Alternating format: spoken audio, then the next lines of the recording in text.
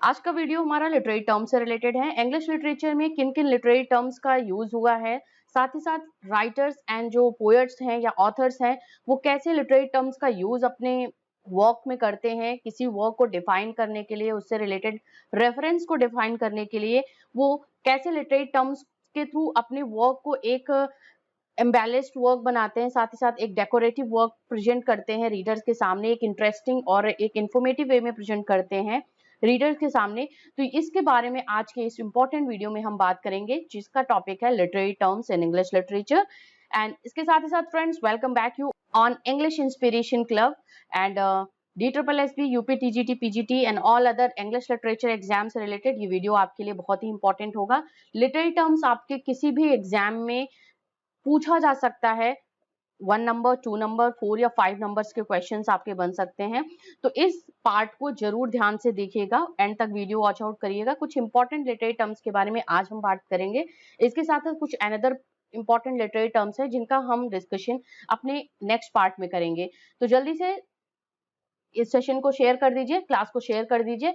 तो आज के लिटरेरी टर्म्स में जो हम बात करेंगे आज के इस सेशन में, that would be the allegory.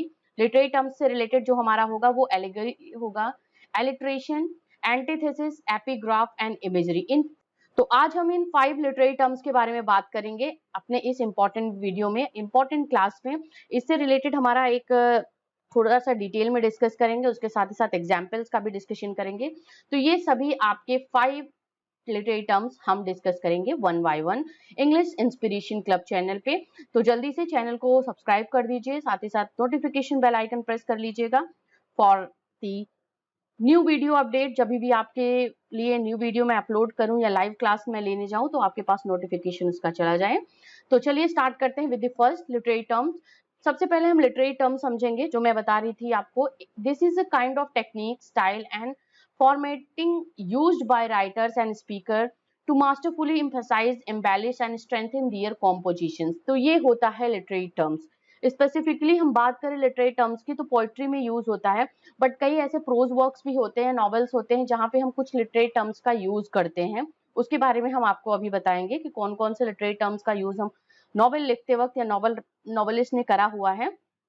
Basically जो एक टेक्निक है, ये स्टाइल है, एक फॉर्मेट तैयार किया जाता है। It is a kind of formation by the writers and speaker जो इसको यूज करते हैं अपनी बात को एम्फेसाइज करने के लिए, एम्बेलिश करने के लिए, उसको थोड़ा सा स्ट्रेंथ प्रोवाइड करने के लिए, अपने कॉम्पोजिशन या अपने वर्क्स को स्ट्रेंथ प्रोवाइड करने के लिए इस तरीके के लिटरेरी टर्म्स का यूज करते हैं, जो कि आज के हम डिस्कशन करेंगे वीडियो क्लास में।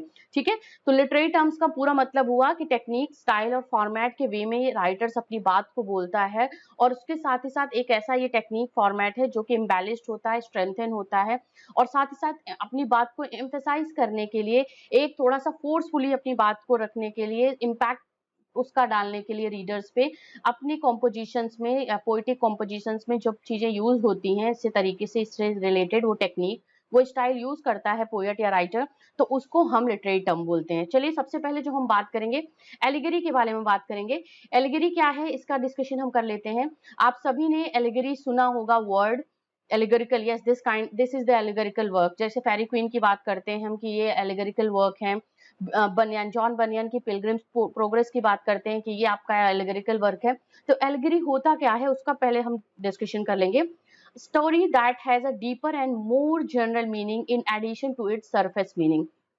मीन्स जब हम कोई सेंटेंस देखते हैं जो कि एलिगोरिकल वे में लिखा हुआ है, एलिगोरी रिलेटेड रेफरेंस को दे रहा है, तो उस सेंटेंस का क्या होता है, एक तो सरफेस मीनिंग होगा, ठीक है, जो हमें दिख रहा होता है, जैसे जो सेंटेंस है वो हमें जो दिख रहा होता है उसका सरफेस मीनिंग हुआ, और एक होता है हिडन मीनिंग। ठीक है, तो इसी को हम क्या बोलते हैं, ये एलिगरी बोलते हैं। मीन्स राइटर का या जो पोएट होता है एलिगरी के थ्रू अपनी बात को, अपने सेंटेंस को बोलता है, वो लिखता है, उसका एक अलग मीनिंग होता है, लेकिन उस सेंटेंस के थ्रू या उस वर्ड के या उस कॉम्पोजिशन के थ्रू वो किसी और चीज की तरफ इशारा कर रहा होता है, उसी को हम एलिगोरी बोलते हैं। तो इसमें क्या हुआ, इसकी डीपर मीनिंग होती है, और इस साथ ही साथ इसके सरफेस मीनिंग के अलावा क्या होता है, इसका एक डीपर मीनिंग भी होता है।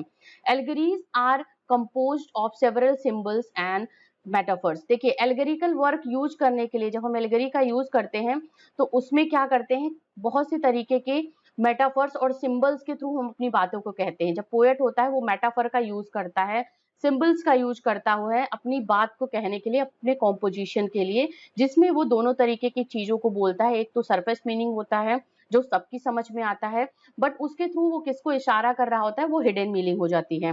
This allegory is a story that with two meanings. First it has a literal meaning and that second it has a symbolic meaning. Okay, तो इसके जो एलिगोरिकल स्टोरीज होती हैं उनके दो मीनिंग्स होते हैं। एक तो उसका लिटरल मीनिंग हुआ जो वर्ड्स के थ्रू आपको दिख रहा है, सेंटेंसेस के थ्रू आपको दिख रहा है, और एक होता है उसका सिंबॉलिक मीनिंग, मीन्स जो वर्ड है वो किसके सिंबल की तरफ जा रहा है, किसको इशारा कर रहा है, किसको डिनोट करते हुए लिखा जा रहा है। ठीक है, तो यहाँ आई होप आपको क्लियर हो गया होगा एलिगोरी किसे कहते हैं। इसका कुछ एग्जाम्पल है, हमारे पास कुछ वर्क है। जैसे हम फेरी क्वीन की बात करते हैं, स्पेंसर, एडमंड स्पेंसर की वर्क फेरी क्वीन की हम जब बात करते हैं तो फेरी क्वीन में आप क्या समझते हो कि फेरी क्वीन जो है, जो ग्लोरियाना का कैरेक्टर, वो किसको रिप्रेजेंट कर रहा है, एलिजाबेथ को रिप्रेजेंट कर रहा है। ठीक है, तो यहाँ पे क्वीन जो है, फेरी क्वीन जो है वो ग्लोरियाना का रोल, ग्लोरियाना जो कैरेक्टर है वो रोल प्ले कर रही है, फेरी क्वीन है उसका जो कैरेक्टर है। और उसी से क्या है उसका जो, एक तो ये सिंबल मीनिंग, लिटरल मीनिंग हुआ कि ग्लोरियाना इज दिस कैरेक्टर, बट उसका एक सिंबॉलिक मीनिंग क्या हुआ, ग्लोरियाना मीन्स एलिजाबेथ बस। ठीक है, एलिजाबेथ, जो एलिजाबेथ क्वीन एलिजाबेथ थी उनको रिप्रेजेंट करते हुए वो लिख रहा है। इसके साथ ही साथ अदर कैरेक्टर्स जैसे उसमें है जो अलग अलग सीन्स में, अलग अलग बुक्स में बातें हुई हैं उसके रिलेटेड, तो वो अलग अलग चीजों को रिप्रेजेंट करते हुए वहां पे जो होते हैं आपके जो इसमें बहुत सी सिंबल्स का यूज करते हुए बताया गया है, फेरी क्वीन को लिखा गया है स्पेंसर ने, तो वो आपका एक सिंबॉलिक मीनिंग भी लेकर के आते हैं। इसके साथ ही साथ लॉर्ड ऑफ द फ्लाइज आप पढ़ते हो, लॉर्ड ऑफ द फ्लाइज जो वर्क है, एलिगरी वर्क है, जिसमें सोशल स्ट्रक्चर को दिखाया गया है, how human conceal their savage way. ठीक है, तो ये हमारे दो वर्क जो हैं ऐसे, और पिलग्रिम्स प्रोग्रेस जो जॉन बनियन की है वो भी हमारा एक एलिगोरिकल वर्क है। अगले इंपॉर्टेंट टर्म की तरफ चलेंगे, literary term, that is alliteration. Alliteration से आप समझते हो गए, alliteration is a literary technique derived from Latin meaning letters और द अल्फाबेट। ठीक है, अल्फाबेट को जो लेटर्स होते हैं उसके बारे में हम बात कर रहे हैं, means A B C D A to Z में जो लेटर्स हम यूज करते हैं वो उसका जो टेक्निक मीनिंग होता है, ये लैटिन वर्ड से डिराइव किया गया है alliteration, जिसका मतलब होता है letter of the alphabet. It occurs when two or more words are linked that share the same first consonant sound, such as fish, fry. Some famous example alliteration sentences को देखिए, alliteration क्या होता है, बिल्कुल कंफ्यूज मत होइएगा, जहां पे भी आपको कॉन्सोनेंट साउंड्स आ जाते हैं वहां पे हम उसको alliteration बोलते हैं, और दोनों एक दूसरे से वर्ड्स जो होते हैं लिंक्ड होते हैं, मतलब दोनों एक दूसरे के आस पास होते हैं। सेम फर्स्ट कॉन्सोनेंट जो वर्ड्स होता है, साउंड होता है किसी भी वर्ड का, कॉन्सोनेंट साउंड जो होगा उसी को हम एलिट्रेशन बोलेंगे। ठीक है, जैसे यहाँ पे देखिए कॉन्सोनेंट साउंड फिश फ्राई आया, ठीक, फा फा फ्रा, फिश फ्राई। ओके, तो यहाँ पे ये आपका होगा एलिट्रेशन होगा। अब अगर हम बात करते हैं तो जरूरी नहीं है कि जब एलिट्रेशन, जैसे कोई वर्ड है दी थेरेपिस्ट, मीन्स जो थेरेपिस्ट होते हैं, जो थेरेपी देते हैं, जो आपका उपचार करते हैं, उससे रिलेटेड है। देखिए यहाँ पे क्या साउंड क्या आ रहा है, दी और था आ रहा है, तो ये दोनों क्या होगा, एलिट्रेशन नहीं होगा, क्योंकि टी एच से जरूर स्टार्ट हो रहा है इसका वर्ड, लेकिन ये क्या है, इसके साउंड्स जो है वो कॉन्सोनेंट्स नहीं है, क्योंकि ता एक तरफ से दी आ रहा है, एक तरफ था आ रहा है। ठीक है, ता और था का इसमें आ रहा है प्रोनाउंसिएशन या जो साउंड निकल के आ रहा है, एंड दैट्स वाई जरूरी नहीं है कि दोनों सेंटेंस जो है, वर्ड जो होते हैं वो एक दूसरे से मैच कर रहे होते हैं, एक दूसरे से अलग अलग जो वर्ड्स होते हैं, बट जब साउंड का उसमें से कोई कंपाइलेशन नहीं होता है, या साउंड्स एक दूसरे से जब नहीं सेम होते हैं, फर्स्ट साउंड्स जो होते हैं, तो वहां पे कॉन्सोनेंट्स नहीं होता है, इवन वो उसकी स्पेलिंग सेम होती है या उसी वे में वो लिखा जाता है। ठीक है, तो यहाँ पे होगा जब दो या वर्ड्स के, टू और मोर वर्ड्स आर लिंक्ड, एक दूसरे से लिंक होते हैं, किसमें, जब वो शेयर करते हैं क्या, same first consonant sounds. Consonant sounds यहाँ पे ये चीज बहुत ही इंपॉर्टेंट है, तो एलिट्रेशन हमको यहाँ से समझ में आता है। आगे एग्जाम्पल के थ्रू समझेंगे। सी शेल्स बाय द सी शोर, ठीक है, सी शेल्स बाय द सी शोर। देखिए यहाँ पे स्पेलिंग जो है SHI है सी की, ठीक है, फिर SE आ गया है, लेकिन क्या है प्रोनाउंसिएशन किसका आ रहा है, शाह का आ रहा है, शाह, ठीक है, शाह या शाह का आ रहा है, तो यहाँ पे हमारा ये कॉन्सोनेंट्स होगा। अब सेकंड हम एग्जाम्पल में देखेंगे। Peter pipe picked a pick of pickle papers. देखिए पी पापा का बार बार यहाँ पे प्रोनाउंसिएशन हो रहा है या बार बार इसका साउंड निकल के आ रहा है हमारे सामने, तो यहाँ पे पा जो पी वर्ड है, पी के थ्रू इवन इसकी स्पेलिंग अलग अलग है। देखिए पी ई है, पी आई है, पी आई है, फिर पी ई है, पी आई पी ई है, बट जो साउंड आ रहा है वो हमारा पा का आ रहा है, पी का आ रहा है, एंड दैट्स व्हाई ये हमारे जो होंगे ये दोनों क्या होंगे, एलिटरेशन होंगे, ठीक है। तो ये ध्यान दीजिएगा, साउंड्स जो होने चाहिए वो सेम होने चाहिए एलिटरेशन जब भी हम फिगर ऑफ स्पीच या लिटरेरी टर्म्स के वे में यूज करते हैं। अगला है हमारा जो इंपॉर्टेंट लिटरेरी टर्म है, दैट इज एंटीथेसिस। एंटीथेसिस मतलब क्या होता है, यहाँ पे विरोधाभास से रिलेटेड है, ठीक है।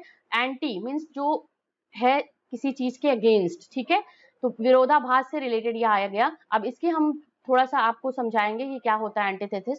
एंटीथेसिस लिटरली मीनिंग ऑपोजिट, ठीक है, मीन्स एक दूसरे से जो होता है विरोध करता हुआ आता है, विलोम तरीके का, ठीक है।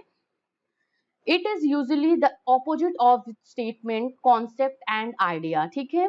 क्या होगा, एंटीथेसिस क्या होता है, ऑक्सीमोरॉन होता है और एक एंटीथेसिस होता है। इस दोनों में बिल्कुल कंफ्यूजन नहीं होता है। जब भी ऑक्सीमोरॉन आता है तो यहाँ पे क्या होता है, आपकी वर्ड्स यहाँ पे एक दूसरे से ऑपोजिट होते हैं, वर्ड्स का ऑपोजिशन होता है, एक दूसरे को विरोधाभास करते हुए विलोम शब्द होते हैं। जैसे आई एम रेगुलरली इरेगुलर, तो ठीक है, एक सेंटेंस में जब दो वर्ड एक दूसरे से अपोजिट होंगे तो वहां पे हम उसको ऑक्सीमोरॉन बोलेंगे, ठीक है। बट एंटीथेसिस क्या बोलेंगे, जब किसी स्टेटमेंट में, जैसे किसी सेंटेंस में दो फ्रेज एक दूसरे से अलग होते हैं, एक दूसरे से ऑपोजिट होते हैं, तो वहां पे क्या बोला जाता है, उसको एंटीथेसिस बोला जाता है। क्या है, opposite of statement, concept and idea. किसी कॉन्सेप्ट स्टेटमेंट से या किसी आइडिया के अगेंस्ट में जो चीजें होती हैं, अपोजिट में होती हैं, उसको विरोधाभास करते हुए जो चीजें लिखी जाती हैं, उसको हम एंटीथेसिस बोलते हैं।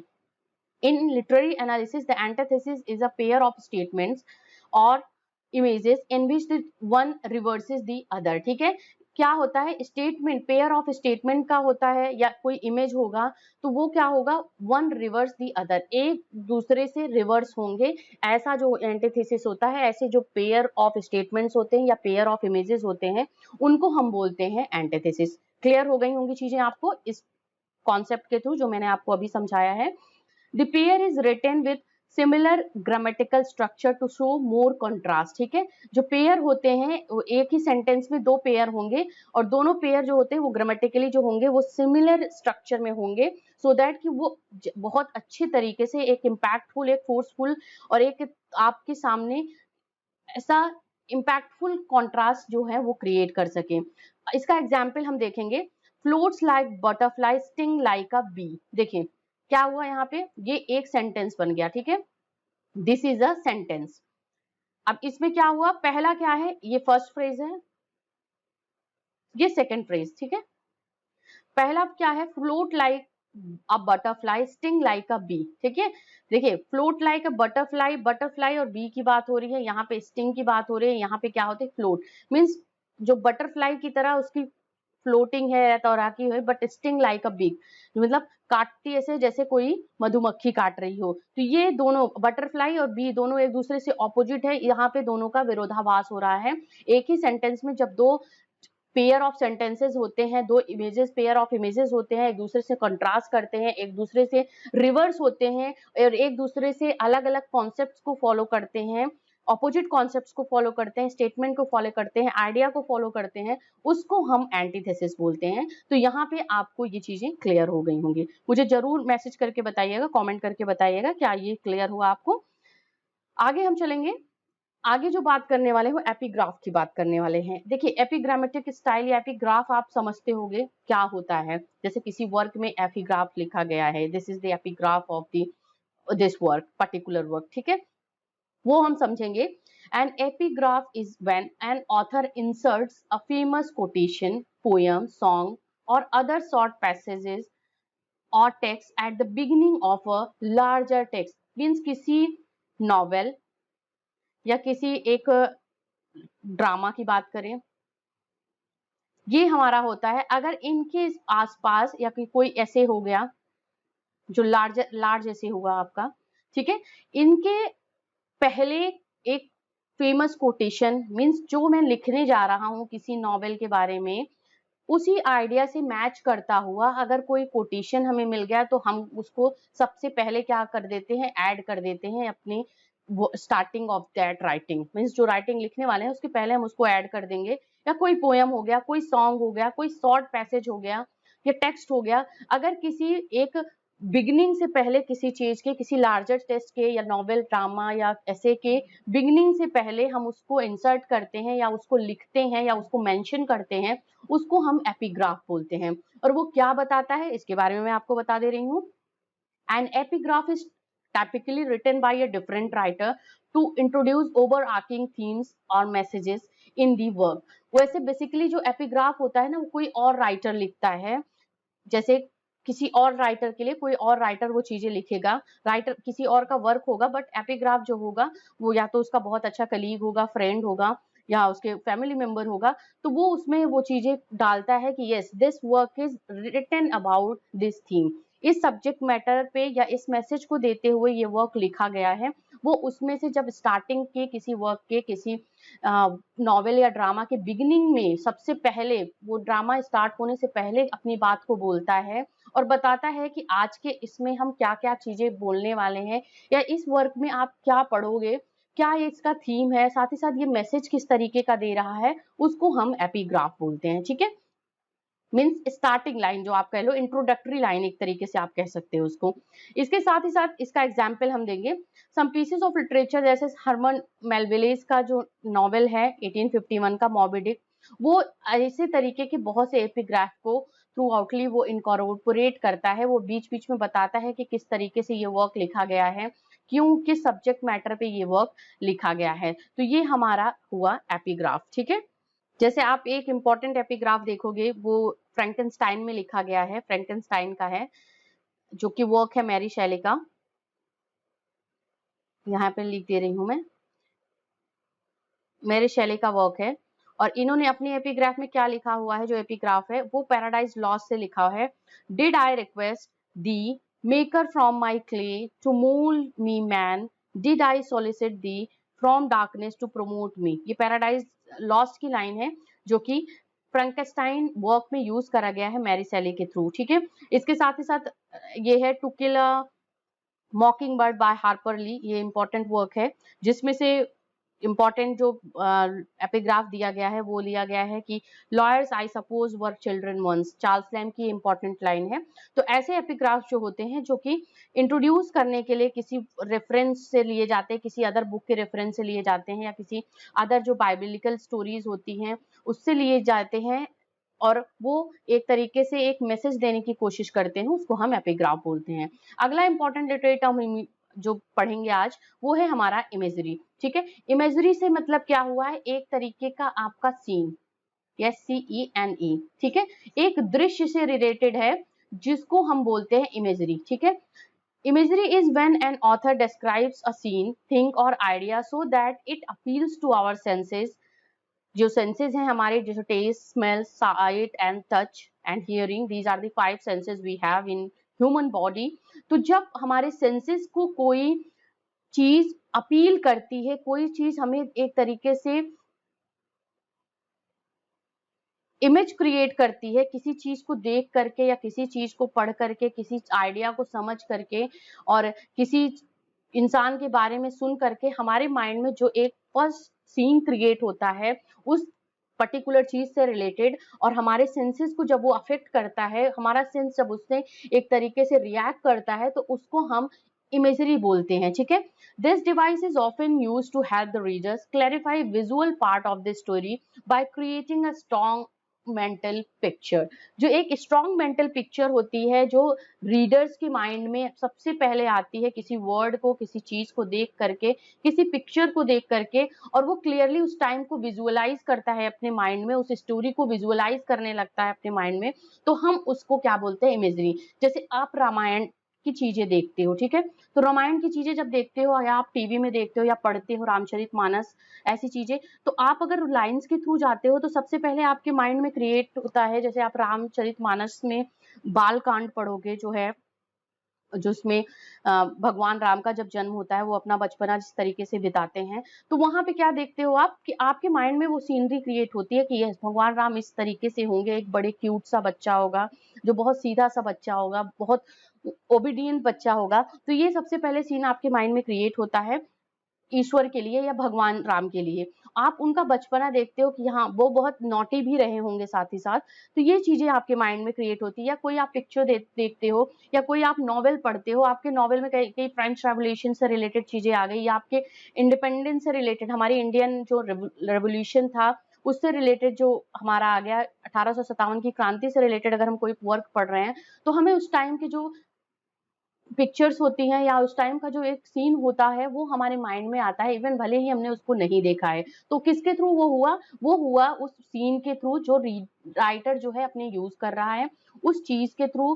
उस आइडिया जो उसका कॉन्सेप्ट है उसके थ्रू, अगर हमारे सेंसेस को वो अपील कर रहा है और हमारे माइंड में एक स्ट्रॉन्ग मेंटल पिक्चर जो हमारा सबसे पहले जो विजुअलाइज होता है, क्लियर वे में विजुअलाइज होता है, उसको हम इमेजरी बोलते हैं।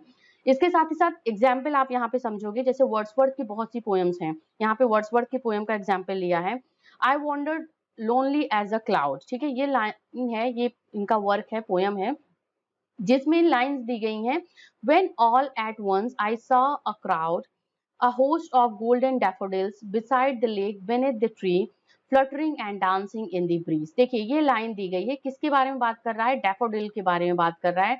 डैफोडिल्स की जो एक पिक्चर है आपके माइंड में वो क्रिएट हो रही है, यस, किसके बारे में, देखिए इस वर्ड के थ्रू, ये लाइंस के थ्रू हमारे माइंड में सीन क्रिएट हो रहा है, इमेज क्रिएट हो रहा है, उस क्या वर्ड्सवर्थ कहना क्या चाह रहे हैं, वो सीन हमारे माइंड में इस लाइन को पढ़ के क्रिएट हो रहा है। When all at once I saw a crowd, means crowd बोल दिया तो हमारे हमारे मन में क्या आ गया, एक क्राउड से भरी हुई जगह आ गई, ठीक है। The host of golden daffodils, ठीक है, होस्ट ऑफ गोल्डन डैफोडिल्स, तो क्या है, क्राउड क्या है, किसका, किसका, डैफोडिल्स का, गोल्डन डैफोडिल्स का वो क्राउड है। बिसाइड द लेक मीन्स अब हमें लेक भी दिख रहा है, बीनीथ द ट्री, उसके नीचे, मतलब वहां पे एक ट्री भी है, लेक के बगल में एक ट्री है जहां पे ये झुंड इकट्ठा हुआ है डैफोडिल्स का, और वो क्या कह रहे हैं, fluttering and dancing in the breeze, अपने को फ्लटर कर रहे हैं, फ्लटर कर रहे हैं अपने पंखों को और डांस कर रहे हैं, जो एक जेंटल ब्रीज बह रही है, एक बहुत ही माइल्ड ब्रीज जो बह रही है, हवा बह रही है, विंड जो चल रही है, उसमें क्या है, वो डांस कर रहे हैं। तो ये सीन हमारा पूरा हमारे माइंड में इस लाइन को पढ़ करके, इस पोएम को पढ़ करके पूरा हमारा क्रिएट हो गया। तो ये हम इमेजरी है, ये इमेज के वे में अपनी चीजों को, राइटर की चीजों को, जो ऑथर है उसकी चीजों को हम समझ रहे हैं, बट वो क्या है, या तो वो ऑब्जेक्ट हो सकता है, या तो वो सीन हो सकता है जो हमारे माइंड में सबसे पहले अपील कर रहा है और पूरा एक सीन क्रिएट कर रहा है, एक स्ट्रॉन्ग मेंटल पिक्चर क्रिएट कर रहा है। तो ये हमारा इमेजरी हुआ, ओके। एंड आई होप आपको जितने मैंने अभी आज लिटरेरी टर्म्स बताए वो आपको समझ में आ गए होंगे। मैंने कोशिश की है आपको इजी वे में समझाने की, एग्जाम्पल्स के थ्रू समझाने की, सो दैट आप अच्छे से समझ सको इस चीज को, कि कभी फिर उसमें गलती ना करो। अगर कोई एग्जाम में आपका रिलेटेड क्वेश्चन आ जाता है कि ये कौन सा लिटरेरी टर्म है, तो आप उसमें अगर अलिटरेशन से रिलेटेड आ गया, एंटीथेसिस से रिलेटेड आ गया, तो इसमें आप किसी तरीके से गलती ना करो। ऐसा मैंने कोशिश की है कि आपको समझ में आ जाए। बाकी आप मुझे अपना रिव्यू दे सकते हो कमेंट के थ्रू एंड चैट बॉक्स में, और इसके साथ ही साथ इंग्लिश इंस्पिरेशन क्लब पे अदर चैनल्स वीडियोस अपलोडेड हैं, उनको आप जरूर वॉच आउट कर लीजिएगा। और नेक्स्ट क्लास के लिए वेट करिए, I will be there for you for live classes and for video related classes जो होंगी आपकी, जो ऑलरेडी रिकॉर्डेड क्लासेस होंगी, वो आपको इस चैनल पे मिलेंगी। इसके साथ साथ अदर वीडियोज हैं, उसको आप वीडियो सेक्शन में देख लीजिएगा। इस वीडियो का आप लिंक डिस्क्रिप्शन बॉक्स जरूर चेक कर लीजिएगा, वहाँ लिंक अवेलेबल मिलेंगे। साथ ही साथ एंड स्क्रीन पे अभी आपको कुछ इंपॉर्टेंट वीडियोस के क्लिपिंग दिख रही है, उसको भी आप क्लिक करके वॉच आउट कर सकते हो। और चलिए आप सभी से मैं नेक्स्ट क्लास में मिलूंगी, तब तक के लिए बहुत बहुत धन्यवाद आप सभी का। और प्रिपेयर करिए अपने एग्जाम के लिए। कोई भी प्रॉब्लम हो आप मुझे कमेंट सेक्शन में वो क्वेरीज हो आपकी वो मुझे पूछ सकते हो। I will be there for you all to reply your queries. Okay, thank you very much for being here with me on this channel English Inspiration Club. और एक बारी सब्सक्राइब और नोटिफिकेशन बेल आइकन जरूर press कर लीजिएगा, like कर दीजिए session को, इसके साथ ही साथ शेयर भी कर दीजिए अपने सोशल मीडिया प्लेटफॉर्म पे। Thanks a lot.